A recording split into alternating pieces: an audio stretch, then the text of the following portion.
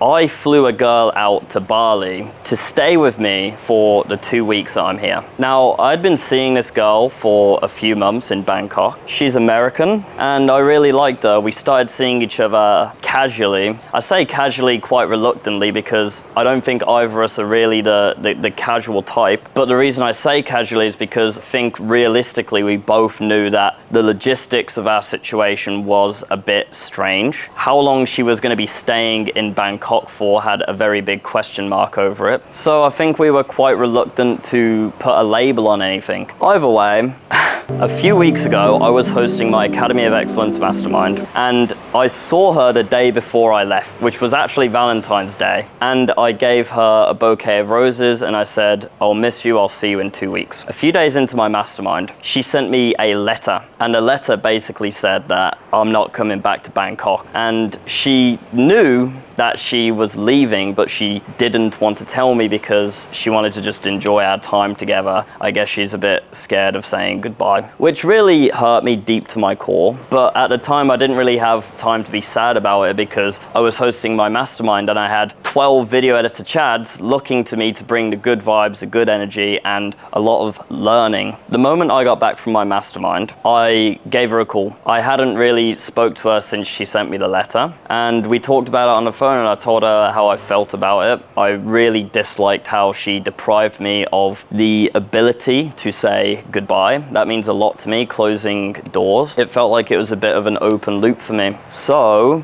I offered to fly her to Bali with me and we would spend 2 weeks together. And honestly, I knew that beyond that point, I didn't really know what was going to happen. But I just wanted to spend some time with her, enjoy her presence, and say bye. So she flew from New Zealand to Bali, and the plan was that she was going to stay with me for 2 weeks. The first few days were awesome. It's like nothing had changed, and I think we started to sort of accelerate our feelings towards each other, right? But a few days in, I ran into an issue. I'm going to skim over some of the details because this was super petty from her and it was disrespectful. But basically, we were sat at a restaurant at a beach with a few of my friends and she started to feel unhappy. Now, instead of telling me that she felt unhappy, she decided to just get up and walk out and then take herself home. Now, I noticed that she disrespected me immediately, but I was having a good time with my friends, so I was going to finish that up, which I did, and then go back and deal with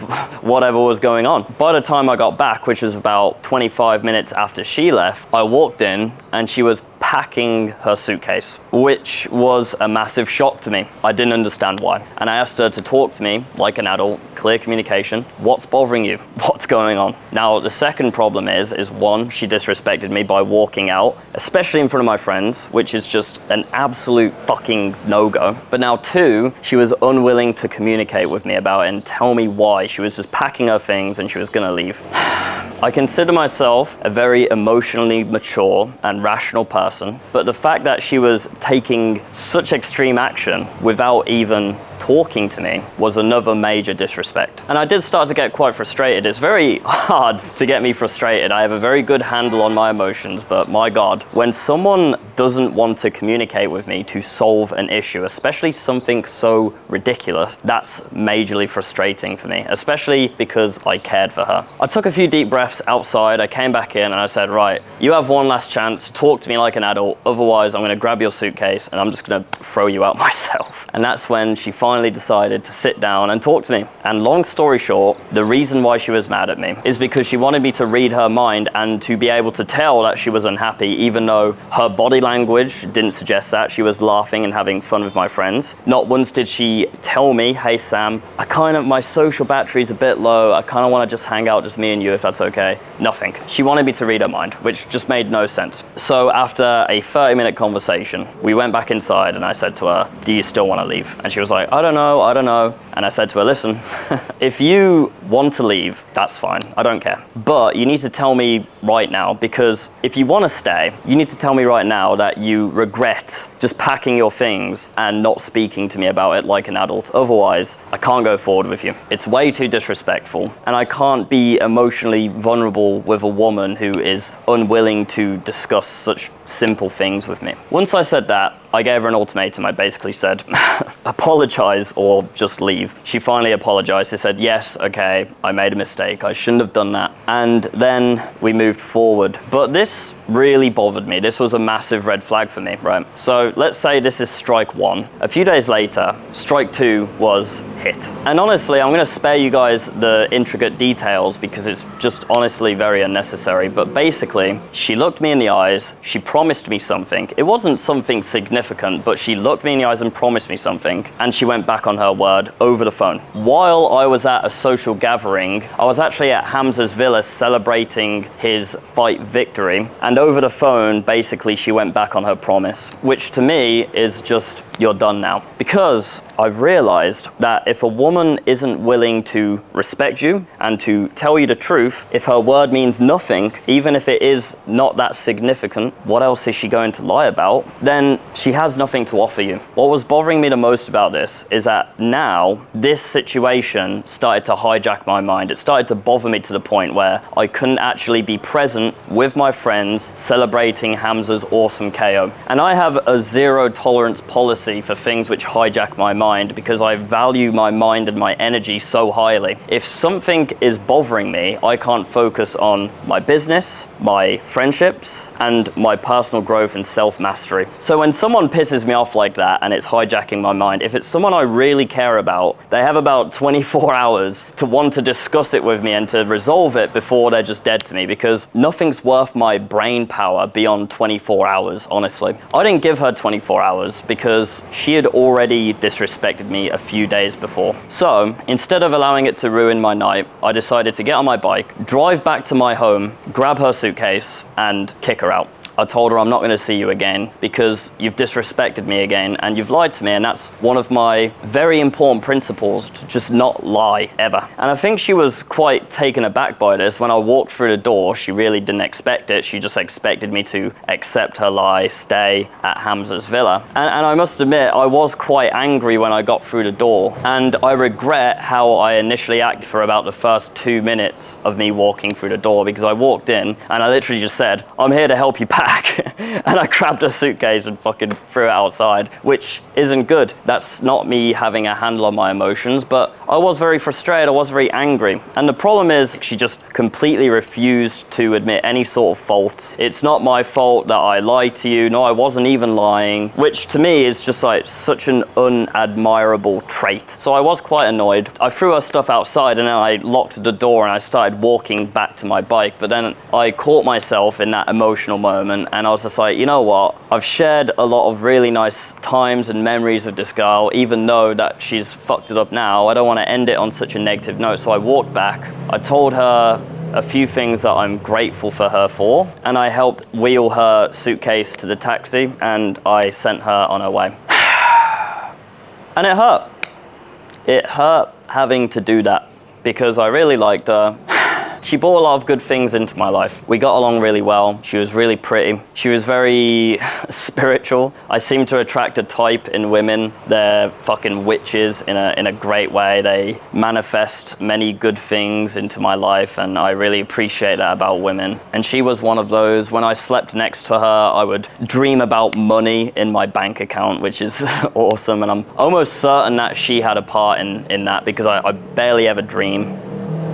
But either way, she had to go. And I don't think she believed that I would kick her out and that I would tolerate her disrespect, because in the past, I haven't actually done anything about these disrespects. With my previous relationship, I think there's quite a few reasons why it didn't end up working out. But I think one of the main reasons, if not the main reason, is that I just consistently folded on the smallest things. Even if it didn't seem that significant at the time, I would consistently just concede these small little things, you know. And the problem with that is, eventually, your self-image as the man, the fucking man, which is very important self-image to have in a relationship, gets totally bastardized. And what happened to me is that when that happened, I tried my hardest to claw that back in any way that I can, because I no longer felt like the man. So I started to convince myself of really crazy things, rather than just focusing on what the actual problem was, is that I just lost frame. I lost my identity as a masculine man who has standards, who has principles, because I consistently conceded tiny little things. It was like death from 1,000 cuts. Now, if it was a really big thing, I would have noticed it far easier. But the problem is, because I was very inexperienced in relationships, I just didn't realize how important these small details were.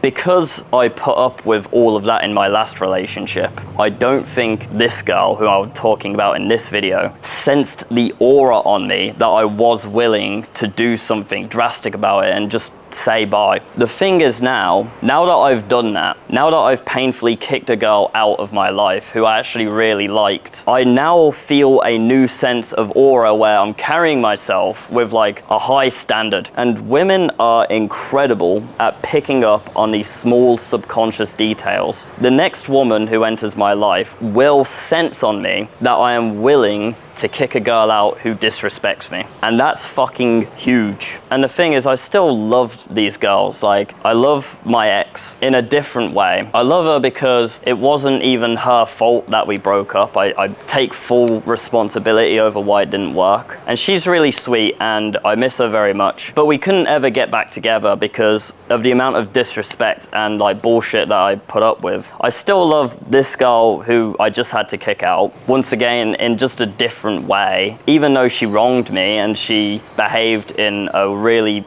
bizarre way. I still have to take responsibility for that because clearly I just wasn't carrying myself in a way where I was fucking serious about this shit, Like, yeah, no, you can't fucking lie to me. Yeah, no, you can't just pack up and leave without a conversation with me. Hopefully, with this new added experience, the next girl who enters my life knows that I'm serious. But boys, I want to make it super clear, if you aren't willing to walk away, and if you aren't willing to impose your standards and your principles inside of your relationship, you will die a very slow and painful death. Not a physical death, but a spiritual death. It's what happened in my last relationship, and it was such a painful lesson for me that I'm never gonna allow that to happen again. Which is why making this decision, although it was hard, I did it because I've already done the trench work, and the alternative is going back to those trenches, and that's just not an option for me.